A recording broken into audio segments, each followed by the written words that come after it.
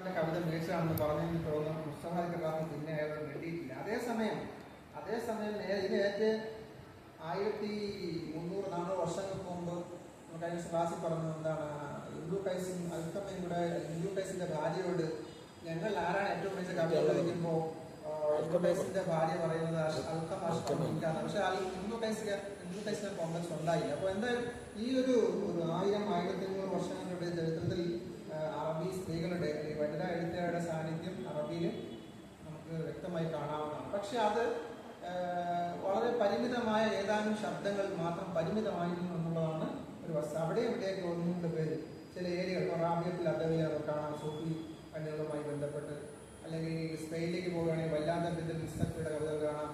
പക്ഷേ ഈ എഴുത്തുകാരുടെ സാന്നിധ്യം വളരെ പരിമിതമായി. പൊതുവെ എഴുത്തുകാരുടെ എണ്ണവും കുറവായിരുന്നു, നല്ല എഴുത്തുകാരുടെ എണ്ണം കുറവായിരുന്നു. സ്ത്രീകൾ പൊതുവെ മാറി നിൽക്കുന്ന അവസ്ഥയാണ്. അപ്പോൾ അറബിയിൽ ആദ്യമായി നാടകങ്ങൾ അവതരിപ്പിച്ച ഈജിപ്തിലെ പ്രശ്ന വ്യക്തിയായിരുന്നു യാക്കൂബ് സനൂനെ വ്യത്യസ്തമാക്കുന്ന ഒരു ഘടകം അദ്ദേഹം ഒരു ജൂതനായിരുന്നു. അവിടെ മുസ്ലിങ്ങൾക്കുള്ള പല പ്രതിസന്ധി അദ്ദേഹത്തിന് ഉണ്ടായിരുന്നില്ല.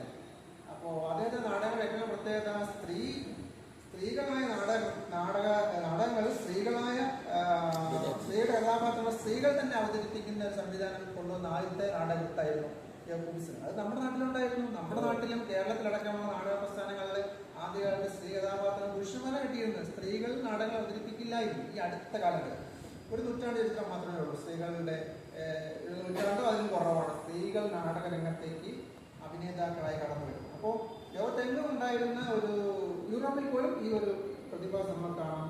സ്ത്രീകൾ പൊതുവെ മാർജിനലൈസ് ചെയ്യപ്പെട്ട, പാർശ്വവൽക്കരിക്കപ്പെട്ട ഒരു സമൂഹമാണ് എല്ലാവർക്കും ഉണ്ടായിരുന്നത്. സ്വാഭാവികമായിട്ടും അറബ് ലോകം അങ്ങനെ തന്നെ.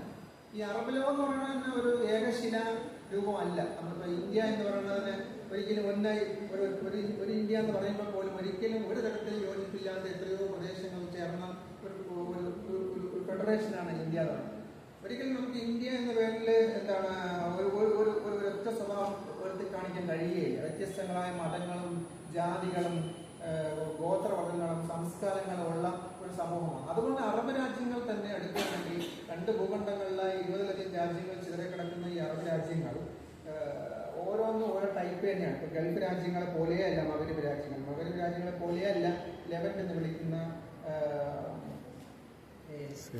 ജോർഡാൻ, പലസ്തീൻ, സിറിയ, ലെബനോൺ എന്നീ രാജ്യങ്ങൾ. ഈജിപ്ത് തികച്ചും വ്യത്യസ്തമായ, ആഫ്രിക്കയിലാണെങ്കിലും യൂറോപ്പിന്റെ തുണ്ടെന്ന് അവകാശപ്പെടുകയും അഹങ്കരിക്കുകയും ചെയ്യുന്ന രാജ്യമായി ഈജിപ്ത്. ഇതൊന്നും തന്നെ ഒരു തരത്തിലും ബന്ധമില്ലാത്ത രാജ്യങ്ങളാണ്. അപ്പോൾ നമുക്ക് ബ്രിട്ടീഷ് സാമ്രാജ്യത്തിന്റെ ഒരു ഭാഗമായതുകൊണ്ട് തന്നെ അതിന്റെ ഒരു സ്വാധീനമാണെങ്കിൽ ഫ്രഞ്ച് സാഹിത്യത്തിന്റെയും സംസ്കാരത്തിന്റെയും വലിയ സ്വാധീനം എന്ന് ഷാസാർ സൂചിപ്പിച്ചു അറബ് രാജ്യങ്ങൾ കാണാം. കാരണം അറബ് രാജ്യങ്ങൾ, പ്രത്യേകിച്ച് മഗരിബ് രാജ്യങ്ങൾ എത്രയോ കാലം ഫ്രഞ്ചുകാരുടെ കോളനിയായി. അതുകൊണ്ട് തന്നെ ഫ്രഞ്ച് സാഹിത്യത്തിന്റെയും ഫ്രഞ്ച് സംസ്കാരത്തിന്റെയും ഒക്കെ സ്വാധീനം അറബ് രാജ്യങ്ങൾ കാണാം. ഇവിടെ നിന്നുള്ള ആളുകൾ രക്ഷപ്പെട്ട് ഓടുന്നതും നാട് വിട്ട് ഓടുന്നതും അഭയാർത്ഥികളായി താമസിക്കുന്നത് കൂടുതലും ഫ്രാൻസിലാണ്, ഇംഗ്ലണ്ടിലല്ല. അറബ് രാജ്യങ്ങളിൽ നിന്ന് ഇംഗ്ലണ്ടിലേക്ക് പോകുന്നവരുടെ എണ്ണം വളരെ കുറവാണ്. എന്നാൽ വളരെ ലിബറലായ ഒരു കാഴ്ചപ്പാട് വെച്ച് പുലർത്തുന്ന ഒരു പ്രദേശമായിരുന്നു ഒരു കാലം വരെയും ഫ്രാൻസ്. അതുകൊണ്ട് അറബ് രാജ്യങ്ങൾക്ക് ഈ പ്രദേശവുമായി വലിയ ബന്ധമുണ്ട്. 20ാം നൂറ്റാണ്ടിലേക്ക് വരുമ്പോഴത്തെ നമ്മൾ എഴുത്തുകാരികൾ, നമ്മൾ ഈ പറയുന്ന മേസിയാദ, അല്ലെങ്കിൽ മലക് നാസിർ, ആയിഷ തൈമൂരിയ, ബർദത്തുൽ യാസ്തി, ഇങ്ങനെ കുറച്ച് എഴുത്തുകാരികളാണ് കാണുന്നത്, അല്ലെങ്കിൽ കവയത്രികളാണ് കാണുന്നതെങ്കിൽ പിന്നീട് കാണുന്നത് പുരുഷന്മാരായ എഴുത്തുകാരോട് മത്സരിക്കാൻ കഴിയുന്ന എഴുത്തുകാർ നമുക്ക് കാണാം. നമ്മളിപ്പോൾ ഉദാഹരണമായി പറയുകയാണെങ്കിൽ വഹാബ് സമ്മാൻ ഒക്കെ സൂചിപ്പിച്ചു. അവരുടെ ബയോഗ്രഫി എടുത്ത് നോക്കിയാൽ അവിടെ കാണാം നജീബ് മഹ്ഫൂദ് കഴിഞ്ഞാൽ അറബിയിലെ ഏറ്റവും ശ്രദ്ധേയമായ സാഹിത്യ വ്യക്തിത്വം, സാഹിത്യകാര്യനല്ല, ഏറ്റവും ശ്രദ്ധേയമായ സാഹിത്യ വ്യക്തിത്വം വഹാബ് സമ്മാനാണെന്ന് അഭിപ്രായപ്പെടുന്ന രൂപമുണ്ട്. സ്ത്രീയുടെ കൂട്ടത്തിലല്ല, മൊത്തം എഴുത്തുകാരുടെ കൂട്ടത്തിൽ, അല്ലെങ്കിൽ പുരുഷന്മാരുടെ എഴുത്തുകാരോട് മത്സരിക്കാൻ ശേഷിയുള്ള എഴുത്തുകാരികൾ ഉള്ള ഒരു കാലഘട്ടമാണ്. എന്തുകൊണ്ട് വനിതാ സാഹിത്യം, ഞാൻ ഫെമിനിസ്റ്റ് ലിറ്ററേച്ചർ എന്ന് പറയാൻ ആഗ്രഹിക്കുന്നില്ല, വനിതാ സാഹിത്യത്തിന്റെ പ്രാധാന്യം എന്ന് വെച്ചാൽ, ഒന്ന് നേരത്തെ പറഞ്ഞതുപോലെ വനിതാ എഴുത്തുകാരുടെ ഒരു കീഴാളരായി തഹ്മീസ് ചെയ്യപ്പെടുന്ന ഒരു വ്യവസ്ഥ ഉണ്ടായിരുന്നു. സ്ത്രീകളുടെ ചിന്താശക്തിയും അവരുടെ ആവിഷ്കാര ശേഷിയും പുരുഷനോട് ഒരിക്കലും വരില്ല എന്നുള്ള ഒരു വാദം അന്നും ഇന്നും വെച്ച് പുലർത്തുന്ന ആളുണ്ട്. എന്തിനിങ്ങനെ ഒരു വാക്ക് ഉപയോഗിക്കുമെന്ന് ചോദിക്കുന്ന പുരുഷന്മാരുമുണ്ട്, സ്ത്രീകളുണ്ട്. സ്ത്രീകളാവട്ടെ അതൊരു വേറൊരു രാഷ്ട്രീയത്തിന്റെ ഭാഗമായിട്ടാണ്, ബ്രാൻഡ് ചെയ്യപ്പെടാൻ ആഗ്രഹിക്കാത്തതുകൊണ്ടാണെങ്കിൽ പുരുഷന്മാരെ ആളാവട്ടെ എന്തിനെങ്ങനെ പറയേണ്ടതുണ്ട് എന്ന് ചോദിക്കുന്ന ആൾക്കാർ. എങ്കിലും ഇവരുടെയൊക്കെ രചനകൾ പാർശ്വവൽക്കരിക്കപ്പെട്ടെന്ന് തോന്നുന്നു. അതിന് പ്രതിഷേധമായി ഒട്ടേറെ രചനകൾ ഉണ്ടായിട്ടുണ്ട്. നേരത്തെ സൂചിപ്പിച്ച അനഹരിയ എന്ന് പറയുന്ന ലൈല ബാൾബക്കിയുടെ കൃതിയായാലും, അതുപോലെ തന്നെ അതിന്റെ ഏറ്റവും തീവ്രമായ രൂപങ്ങളിലുള്ള നവാസ് സാദായുടെ കൃതികളായി നമുക്ക് കാണാം. നവാസ് സാദായുടെ കൃതികളൊന്നും ആഴമുള്ള കൃതികളല്ല, ഒരു പൊളിറ്റിക്കൽ സ്റ്റണ്ടുകൾക്കപ്പുറം വലിയ സാഹിത്യ അഭിരുചിയുള്ള അല്ലെങ്കിൽ പോലും അത് കൈകാര്യം ചെയ്യുന്ന രാഷ്ട്രീയം കൊണ്ടാണ് അവ അറിയപ്പെടുന്നത്. പക്ഷെ സാഹിത്യശേഷി നമ്മളെ അത്ഭുതപ്പെടുത്തുന്ന എഴുത്തുകാരുണ്ട്. ഉദാഹരണം പറയുകയാണെങ്കിൽ ഇപ്പൊ കഴിഞ്ഞ നമുക്ക് ഇന്നത്തെ പ്രത്യേകതല്ല, ഗാസയിൽ ഒരു ഗാസ ഇസ്രായേൽ സംഘർഷം അവസാനിപ്പിക്കാനുള്ള ഒരു കരാറിന് രാത്രി ഏതാണ്ടൊക്കെ ഫൈനലൈസ് ചെയ്തിട്ടുണ്ട്. ഈ ഞായറാഴ്ച മുഴുവൻ നിലവിൽ വരികയാണ് ഒന്നാം ഘട്ടം. അപ്പോൾ ഇതിന്റെ തുടക്കം നമുക്ക് 2024 ഒക്ടോബർ 7-നാണ് ഇതിന്റെ തുടക്കം. അത് ഒക്ടോബർ 7-ന് ഗാസയിൽ ഉണ്ടായിരുന്ന ഹമാസിന്റെ ഖത്താബുൽ ഖസ്സാം എന്ന് വിളിക്കുന്ന അവരുടെ ഒരു സൈനിക വിങ് ഗാസയിൽ നിന്നും ഇസ്രായേലിലേക്ക് കടന്നു കയറുകയും ഇസ്രായേലിന്റെയും ഗാസയുടെ അതിർത്തിയുള്ള റിലാഫ് ഖസ്സാം എന്ന് വിളിക്കുന്ന ഒരു 5 കിലോമീറ്റർ 5 മുതൽ 10 കിലോമീറ്റർ വരെ ആഴത്തിലുള്ള പ്രദേശങ്ങൾ കടന്നു കയറി വലിയ ആക്രമണങ്ങൾ അയച്ചുകൊള്ളുകയും ഒട്ടേറെ ആളുകൾ കൊല്ലപ്പെട്ടു. 251 ആളുകളെ അവർ തടവിലാക്കി. ഇതിനു മുമ്പ് ഒരിക്കലും സംഭവിക്കാത്ത ഒരു സംഭവം. അതിനാണ് തൂഫാൻ അക്സ വലിയ ചില പ്രളയം അക്സ ഫ്ലഡ് എന്നാണ് വിളിച്ചത്. ഇത് വലിയൊരു തീവ്രവാദ പ്രവർത്തനമായിട്ടാണ് പൊതുവെ മാധ്യമങ്ങളും പൊതുവെ ആളുകളെല്ലാം വിലയിരുത്തുന്നത്. പലസ്തീൻ വിഷയത്തെ പിന്തുണയ്ക്കുന്ന ആൾക്കാർ ഇതിനൊരു മുക്കാമമായി കാണുന്നത്. എന്തായാലും ഈ ഹമാസിന്റെ ഭാഗത്ത് വലിയ ആക്രമണമാണ് ഉണ്ടായത്. കാരണം എത്രയോ ആളുകൾ കൊല്ലപ്പെട്ടു, നിരവധി ആളുകൾ കൊല്ലപ്പെട്ടിട്ടുണ്ട്. എന്തായാലും ഒക്ടോബർ 7, 2024 ഈ ആക്രമണം ഉണ്ടായ ശേഷമാണ് ഏതാനും ദിവസങ്ങൾക്കുള്ളിൽ തന്നെ ഇസ്രായേൽ ഗാസയ്ക്കെതിരെ ആക്രമണം നടത്തുന്നത്. ഏതാണ്ട് 70% വീടുകൾ മൊത്തമായി തകർന്നു. ജീവിക്കാൻ കഴിയാത്ത ഒരു സാഹചര്യത്തിൽ ആ നാട് മാറി. ഇനി അവിടെ ഒരു പുനർനിർമ്മാണം നടത്തുന്നതിന് എത്രയോ വർഷങ്ങൾ വേണ്ടിവരും. അപ്പോഴേക്കും അടുത്ത യുദ്ധം അതിനുള്ളിൽ തന്നെ ആരംഭിച്ചില്ലെങ്കിൽ അതിശയം. എന്റെ വിഷയം അതല്ല. ഈ ഒക്ടോബർ 7-ന് ശേഷം ഒക്ടോബർ 10-ന് മറ്റുമാണ് ഫ്രാങ്ക്ഫർട്ടിൽ വലിയ പുസ്തകമേള. ഫ്രാങ്ക്ഫർട്ട് പുസ്തകമേള പ്രത്യേകം വെച്ചാൽ എന്തല്ല പുസ്തകമേളകളിൽ ഇപ്പോൾ നിയമസഭ പുസ്തകമേള വന്നില്ലേ? പോയോ ആളുകളൊക്കെ?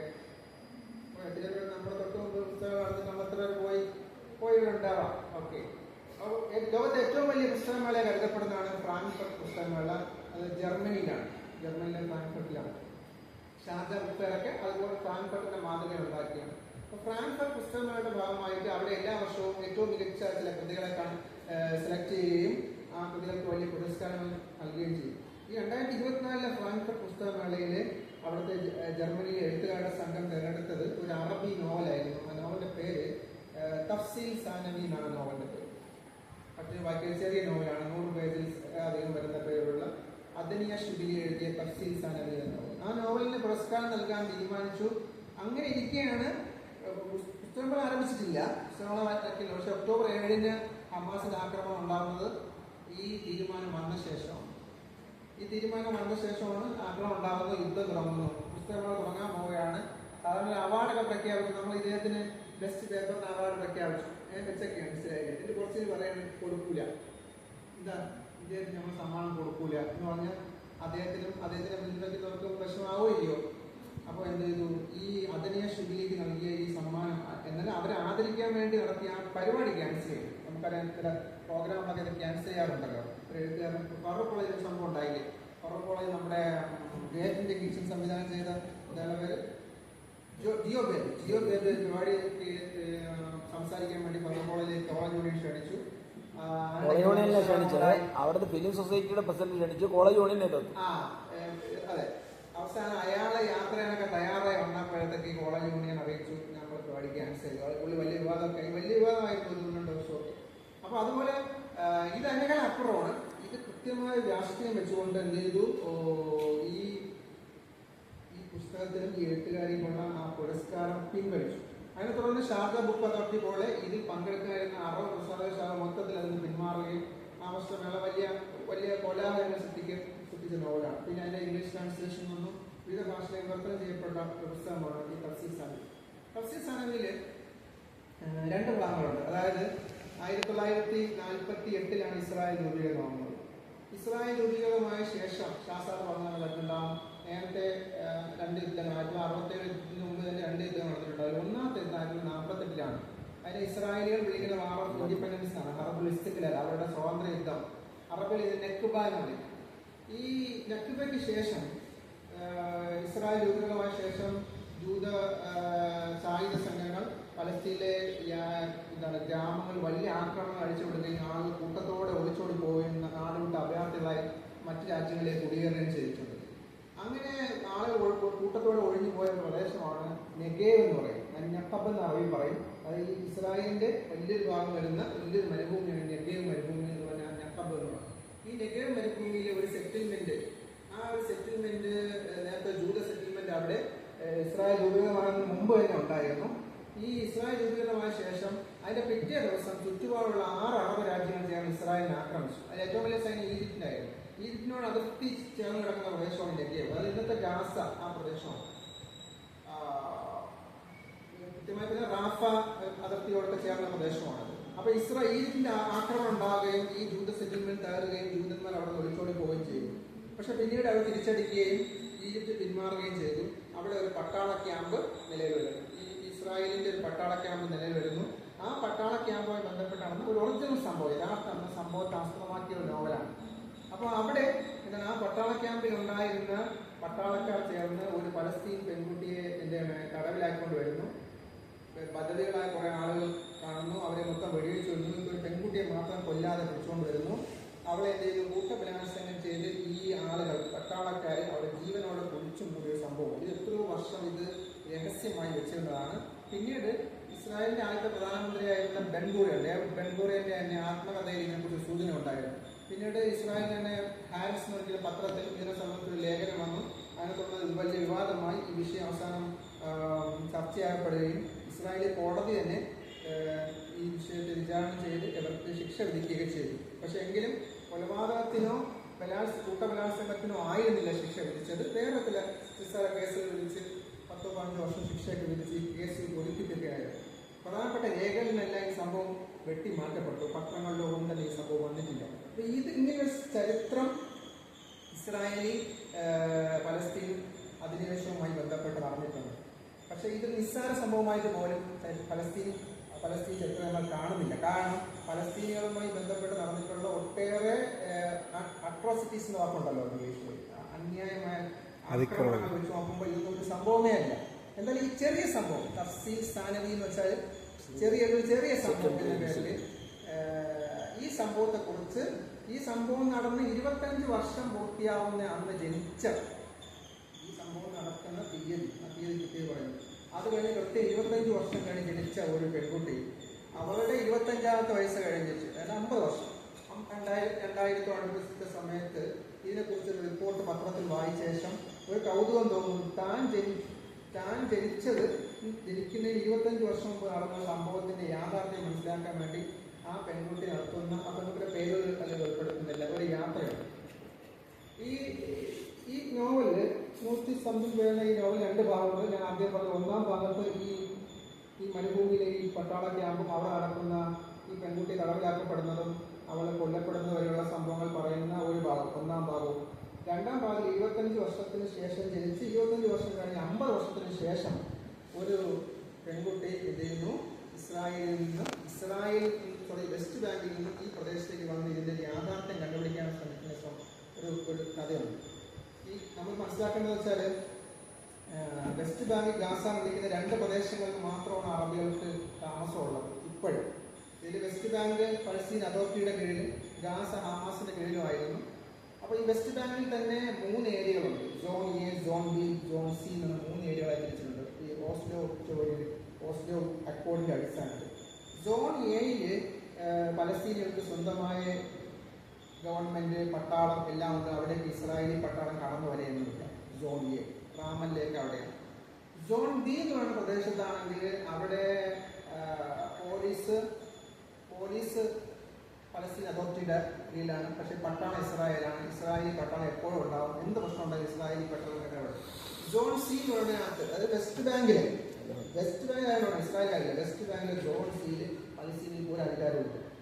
പറഞ്ഞ കാര്യം ഇതാണ്, ഇപ്പൊ നമുക്ക് ഇന്ത്യയിൽ ഒരു പൗരന് നമ്മുടെ ഏറ്റവും വലിയ രേഖ ആധാർ അല്ലെങ്കിൽ പോലുള്ള രേഖകളുണ്ടല്ലോ. നമുക്ക് ഇത് വെച്ച് ഇന്ത്യയിൽ എവിടെ വരെ പോവാം, ഇന്ത്യയിൽ എവിടെ വരെയും പോവാം. മറ്റുള്ള ആളുകളെ ഉപദ്രവിക്കാതിരുന്നാൽ. പക്ഷെ വെസ്റ്റ് ബാങ്കിലെ അറബികൾക്ക് ഈ സോൺ എന്ന് സോൺ ബിയിലേക്കോ സോൺ ബിന്ന് സോൺ സിയിലേക്കോ പോകുന്നത് വലിയ ബുദ്ധിമുട്ടാണ്. മനസ്സിലാവുന്നുണ്ടോ? സോൺ സിയിലെ ആളുകൾക്ക് സോൺ ബിയിലേക്കോ എയിലേക്കോ പോവാം. പക്ഷേ സോൺ എയിലെ ആളിന് സോൺ ബിയിലേക്കോ സോൺ സിയിലേക്കോ പോകാൻ പറ്റില്ല. ഇവർക്കെല്ലാം തന്നെ വ്യത്യസ്ത നിറത്തിലുള്ള ID കാർഡാണ് കൊടുത്തിട്ടുള്ളത്. നമ്മൾ റേഷൻ കാർഡ് BPL APL തിരിച്ചറിയാൻ വേണ്ടി കളറിൽ കൊടുക്കണം. അതുപോലെ ID കാർഡുണ്ട്.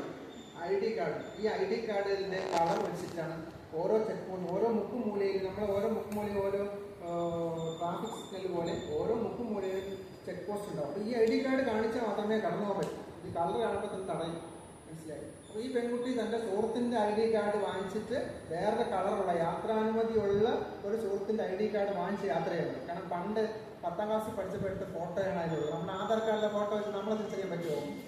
ആധാർ കാർഡിലെ ഫോട്ടോ ആണും പെണ്ണും തന്നെ തിരിച്ച് വേണമെങ്കിൽ മാറിപ്പോകും അല്ലേ? അപ്പോൾ എന്തായാലും ആ ഒരു കോൺഫിഡൻസ് വെച്ചുകൊണ്ടാണ് കൂട്ടുകാരുടെ ID കാർഡ് വാങ്ങിച്ചുകൊണ്ട് യാത്ര പോകണം. അതൊരു ദുരന്തത്തിലേക്കാണ് ആ യാത്ര.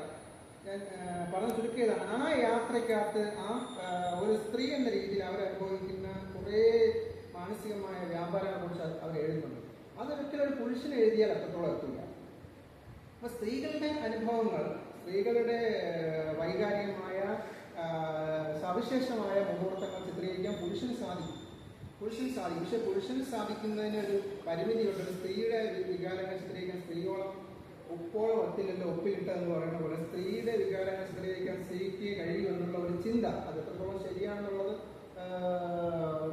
വളരെ ചർച്ച ചെയ്യപ്പെട്ടതാണ്. കാരണം ചില പുരുഷന്മാരുടെ കൃതികളിലൊക്കെ തന്നെ സ്ത്രീകളെ വെല്ലുന്ന രീതിയിൽ സ്ത്രീ വിഷയങ്ങൾ കൈകാര്യം ചെയ്ത എഴുത്തുകാരുണ്ട്. നമുക്ക് അത്ഭുതപ്പെടുന്ന രീതിയിൽ എഴുതുന്നു. അപ്പോൾ ഖാലിദ് ഖലീഫയുടെ തന്നെ ലം യുസല്ലി അലൈഹി അഹദൻ എന്നുള്ള നോവൽ, വലിയ 500-ലധികം പേരുള്ള ഒരു വലിയ നോവൽ, അതിൻ്റെ അവസാനത്തെ കൃതി. അതിനകത്ത് സ്വാതന്ത്ര്യ കഥാപാത്രം സൃഷ്ടിക്കുന്നുണ്ട്. നമുക്ക് അസൂയ തോന്നും ഒരു സ്ത്രീ കഥാപാത്രം എത്ര ശക്തമായാണ് ചിത്രീകരിക്കുന്നത്. എൻ്റെ പിതാവിൻ്റെ സഹോദരിയായ അമീന അവിടെ നിന്ന ഷെയ്ഖയാണ്. എല്ലാവരും സ്ത്രീയായിട്ടും എല്ലാവരും അംഗീകരിക്കുന്ന ഒരു മതപുരോഹിത എന്നൊക്കെ പറയാവുന്ന ഒരാൾ. പക്ഷേ വിദ്യാഭ്യാസം ലഭിച്ച, ഫ്രഞ്ച് ഭാഷ പഠിച്ച, വിദേശികളുമായി ബന്ധമുള്ള, ഫാഷൻ ടെക്നോളജി പഠിച്ച സുആദ്, അതായത് 100 വർഷം മുമ്പ് 1915 കാലഘട്ടത്തിലെ സംഭവം പറയണം. അന്ന് അവൾ എന്ത് ചെയ്യുന്നു, തലമറച്ചുകൊണ്ട് നടന്ന സുആദ് ഒരു ദിവസം തീരുമാനിക്കുന്നു, ഞാൻ ഇനി ഹിജാബ് ധരിക്കുന്നില്ല എന്ന് തീരുമാനിക്കുമ്പോൾ ഈ അമീനെ ചോദ്യം ചെയ്യുന്നത്, ചോദ്യത്തിൻ്റെ പുരുഷനല്ല സ്ത്രീയാണ് ചോദ്യം ചെയ്യുന്നത്. നീ ദയവ് ചെയ്ത് നീ തലയിൽ തുണി ഒഴിവാക്കരുത്, പിന്നെ നീ എന്ത് വേണം ചെയ്തോ, പക്ഷേ തലയിൽ തുണി ഒഴിവാക്കരുത് എന്ന് പറയുന്നുണ്ട്. ഫാഷൻ ഷോ ആണെങ്കിൽ നടത്തിക്കോ, പക്ഷെ തലയിൽ തുണി ഇട്ടോ നടത്തിക്കോ എന്ന് പറയുന്നുണ്ട്. അപ്പോൾ എന്തായാലും പക്ഷേ ഈ സ്ത്രീ കഥാപാത്രം എന്തും വരട്ടെ, എനിക്കിഷ്ടമുള്ള ജീവിതം എന്ന് പറയുന്നിടത്ത് ആ സ്ത്രീയെ ചിത്രീകരിക്കുന്നത് ഒരു പുരുഷനാണ് ചിത്രീകരിക്കുന്നത്. അപ്പോൾ ചില പുരുഷന്മാർ, ചില എഴുത്തുകാരെങ്കിലും നിർത്തുകയാണ്, ചില എഴുത്തുകാരെങ്കിലും സ്ത്രീകളെ വെല്ലുന്ന രീതിയിലുള്ള ആവിഷ്കാരം നടത്തിയിട്ടുണ്ടെങ്കിലും വനിതാ എഴുത്തിൻ്റെ പ്രസക്തി ഒട്ടും ചോടുന്നില്ല. നമുക്ക് തന്നെ അറിയാം, നമ്മുടെ ആരാച്ചാരൊക്കെ വായിച്ചു നോക്കൂ, KR മീരയുടെ എന്താണ് ഒരു വനിതാ എഴുത്തുകാരുടെ പ്രസക്തി നമുക്ക് മനസ്സിലാവും. അത് മാധവൻകുട്ടിയുടെ രചനകൾ മുതൽ ഇനി ഏറ്റവും പുതിയ പ്രിയ ഏസിനൊക്കെ ഉള്ള മലയാളത്തെ എഴുത്തുകാരുടെയൊക്കെ രചനകൾ വായിച്ച സ്ത്രീ എഴുത്തിന് അതിൻ്റെതായ പ്രാധാന്യം പ്രസക്തി ഉണ്ടെന്ന് നമുക്ക് മനസ്സിലാവും. അതുകൊണ്ട് തന്നെ ഈ ചർച്ച നമ്മൾ ഇതിനെ സംബന്ധിച്ച് കൂടുതൽ വായിക്കുകയും സ്ത്രീ എഴുത്തുകാരുടെ കൃതികൾ എവിടെയെങ്കിലും ലൈബ്രറിയിലൊക്കെ കണ്ടാൽ മലയാളത്തിലോ മറ്റോ കണ്ടാൽ വായിക്കാൻ ശ്രമിക്കണം. ഞാൻ തന്നെ 3-4 വനിതാ എഴുത്തുകാരുടെ കൃതികൾ, പിതാ ബർക്കാത്ത്, സമറിയ സിബത്ത്, റഷ അദിലി, പിന്നെ അപ്പോൾ വനിതാ എഴുത്തുകാരുടെ കൃതികൾ ഒട്ടേറെ ഉണ്ട്. അവരുടെ കൃതികൾ വായിക്കാനും മനസ്സിലാക്കാനും ഏറ്റവും പെൺകുട്ടികളെങ്കിലും ശ്രമിക്കുക എന്ന് പറഞ്ഞുകൊണ്ട് ഈ സെഷൻ ആരംഭിക്കുകയാണ്. ഇതിലൊരു പേപ്പർ പ്രസൻറ്റേഷനാണ്. ഇതിനകത്ത് സയ്യിദാത്തുൽ ഖമറിനെ ആസ്പദമാക്കി, ഇപ്പോൾ നമ്മൾ നേരത്തെ സൂചിപ്പിച്ച സയ്യിദാത്തുൽ ഖമറിനെ ആസ്പദമാക്കി feminist dimensions in Arabic literature, a case study of Sayyidatul Qamar എന്ന പേപ്പർ അവതരിപ്പിക്കുന്നത് നാജി എസ് ആണ്. അദ്ദേഹം കാര്യവട്ടം അറബിക് ഡിപ്പാർട്ട്മെൻറ്റിലെ PG വിദ്യാർത്ഥി.